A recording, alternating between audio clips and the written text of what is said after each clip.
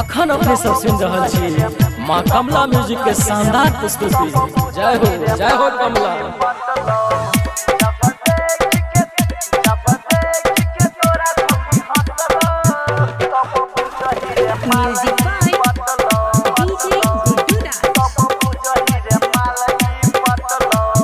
जब देख के तोरा छौरी हंसला,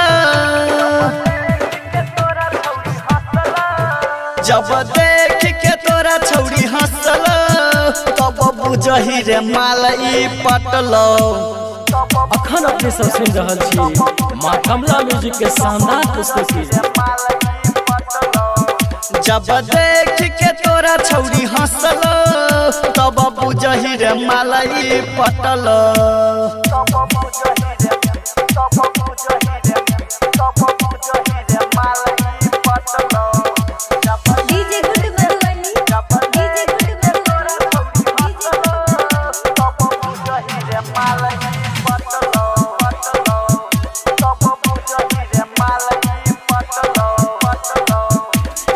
आई कल के छौरी सप्ताह के निक छौरा, काम चला ले मिटा लके एगो बोरा।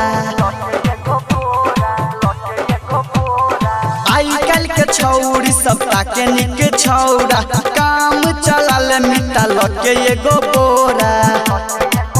जब ओकरा नजर से नजर मिललो, जब ओकरा नजर से नजर मिललो, तब बुझही रे माल ई फसल। अखन अपने सब सुन रहा छी माँ कमला म्यूजिक के शानदार प्रस्तुति।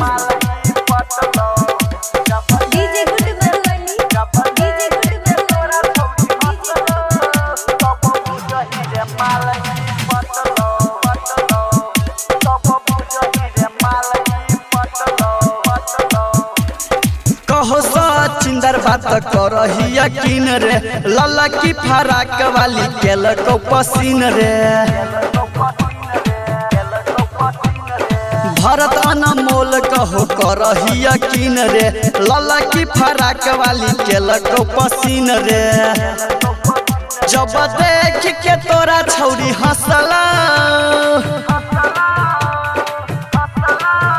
जब देख के छौरी शरमेलो, तब बुझही रे माल ई फसल। अखन अपने सब सुन रहा छी माँ कमला म्यूजिक के शानदार प्रस्तुति।